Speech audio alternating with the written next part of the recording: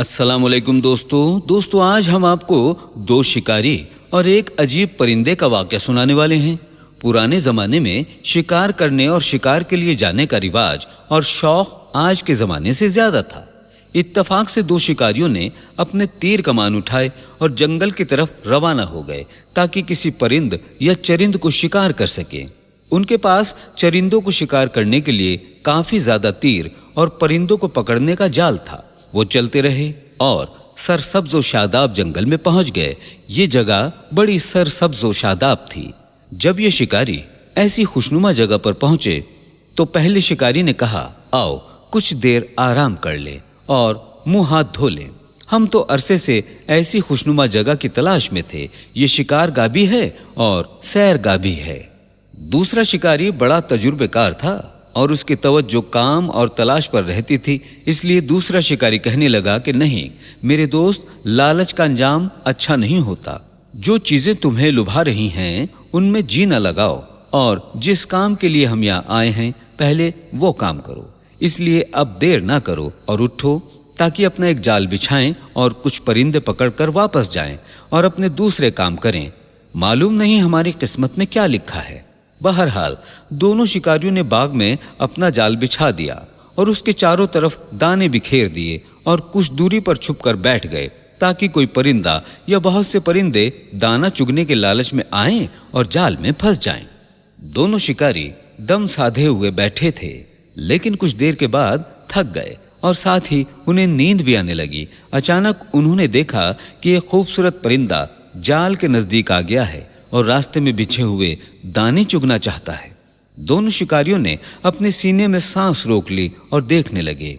उस परिंदे ने जैसे ही दानों को देखा तो उसकी बसीरत की आंखें बंद हो गईं और वो आगे बढ़कर दाना चुगने लगा, जिसे देखकर पहले शिकारी ने जाल की रस्सी खींची और वो परिंदा जाल में फंस गया। दोनों शिकारी खुशी से चिल्लाने लगे और भागकर जाल के पास पहुंचे तो देखा परिंदा अपने पर फड़फड़ा रहा है। उन्होंने जाल से परिंदे की गर्दन छुड़ाई और पिंजरे में डाल दिया। अब शिकारियों ने सुख का सांस लिया तो देखा कि असर की नमाज का वक्त हो गया है और कुछ देर के बाद सूरज डूबने वाला है। इसलिए उन्होंने अपना सामान बांध लिया। लेकिन पहले शिकारी की अभी तक यही ख्वाहिश थी कि इस बाग में रुके और इस तरह कोई दूसरा खूबसूरत परिंदा भी पकड़े। इसलिए उसने अपने दोस्त के घोड़े की लगाम पकड़ ली और लालच में उससे रुकने की जिद करने लगा। वो उससे रुकने के लिए बोल रहा था।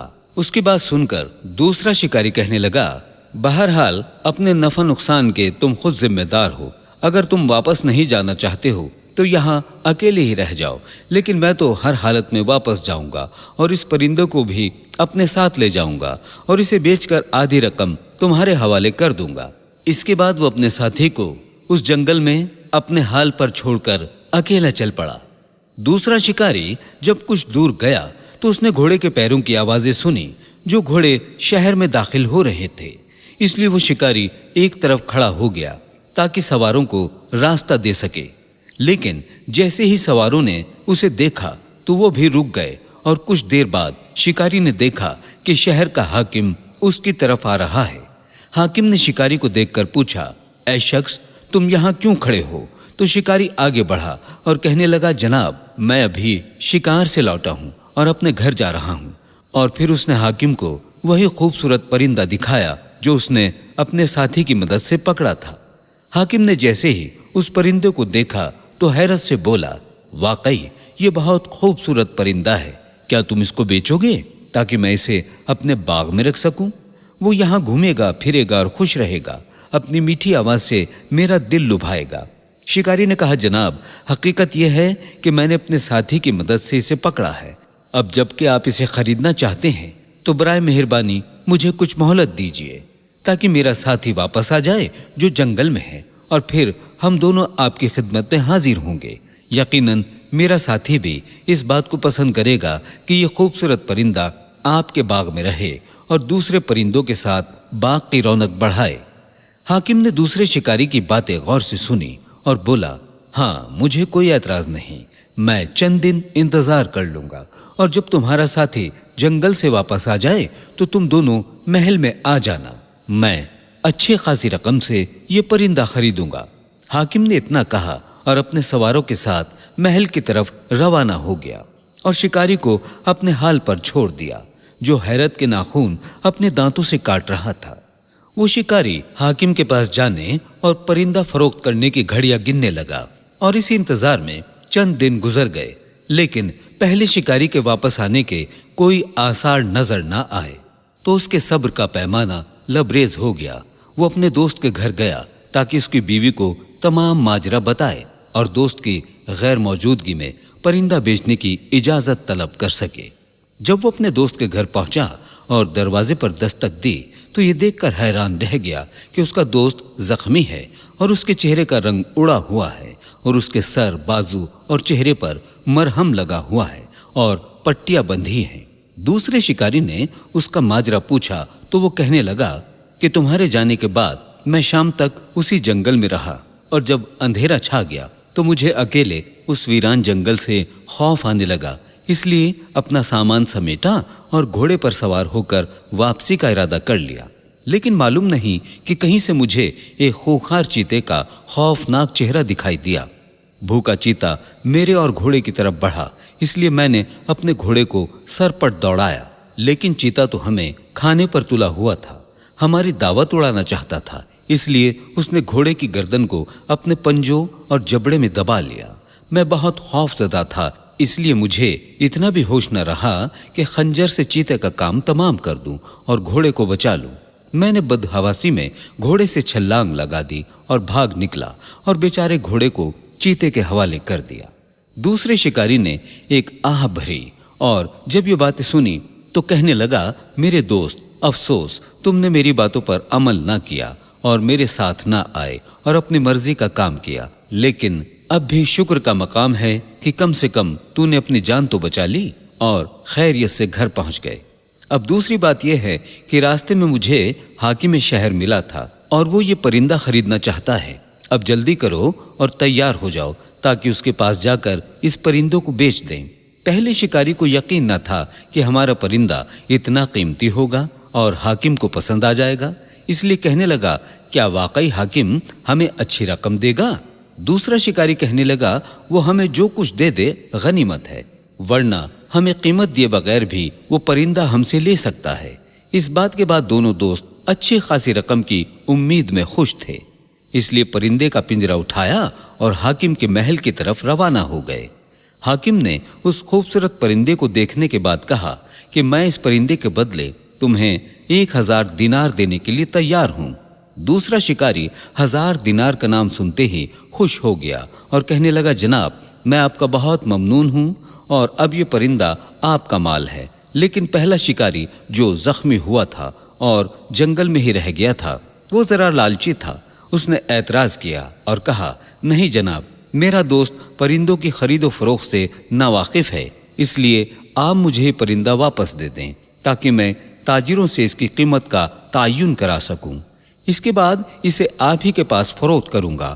آپ ایک مرتبہ میرے زخموں کو دیکھ لیں، اور پرندے کے شکار کے لیے قریب تھا کہ میں اپنی زندگی سے ہاتھ ہی دھو بیٹھتا۔ حاکم کہنے لگا، ضرور تم اس پرندے کو لے جاؤ اور اس کی قیمت کا تعین کرا لو، پھر جو مناسب صورت ہوگی میں اسے خرید لوں گا۔ اس کے بعد دونوں شکاری محل سے رخصت ہو گئے، لیکن دوسرا شکاری اپنے دوست کے رویے سے بے حد ناخوش تھا، اس لیے کہنے لگا، آخر یہ کیا کام تھا جو تو نے کیا ہے؟ آخر اس شہر میں کون شخص ہے جو اس پرندے کے بدلے میں 1000 دینار دے گا؟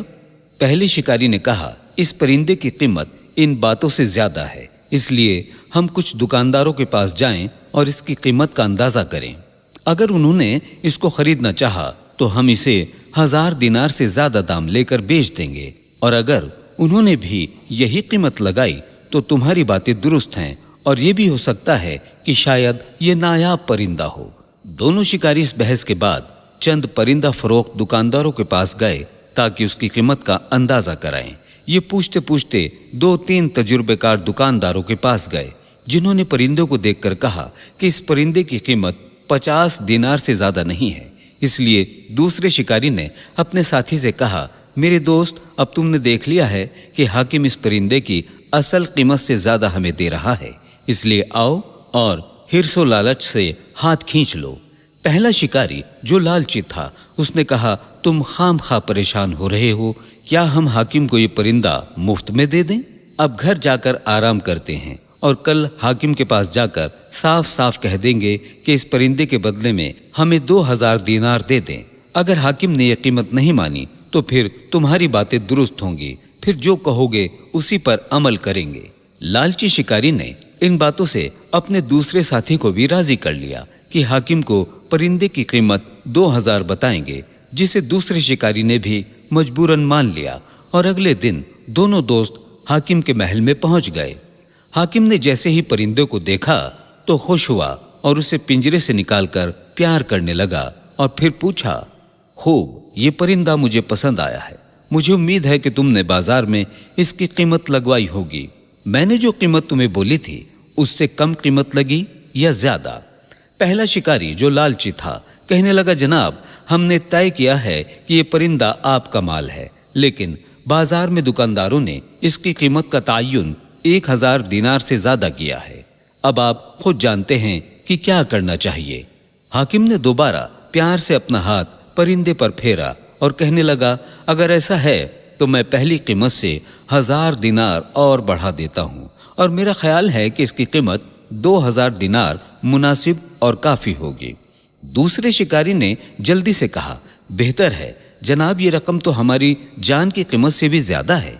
अब आप यही रकम हमें दे दें, हम इस परिंदे की ज्यादा देर तक देखभाल नहीं कर सकते। लेकिन उसके पहले साथी ने उसकी बातों को काट कर कहा, जनाब, आपका साया देर तक हमारे सरों पर कायम रहे, लेकिन जनाब, इस नायाब परिंदे की कीमत इन बातों से ज्यादा है। हाकिम ने दोबारा परिंदे को पिंजरे में डाल दिया और कहने लगा, अगर तुम्हें यह कीमत मंजूर नहीं है तो दोबारा जाओ और इसकी कीमत लगवाओ, मुझे कोई ऐतराज नहीं, लेकिन जल्द ही कोई फैसला कर लो। मैं इस खूबसूरत परिंदे की जुदाई बर्दाश्त नहीं कर सकता। लालच की वजह से पहला शिकारी कोई फैसला नहीं कर पाता कि क्या करे और क्या ना करे, इसलिए वो अगले दिन अपने साथी से कहने लगा कि तुमने देख लिया, हम जो भी कीमत मांगेंगे हाकिम वही देगा, इसलिए क्योंकि ये नायाब परिंदा है और उसे पसंद है और इसकी कीमत इससे भी कहीं ज्यादा है जो हाकिम हमें देना चाहता है।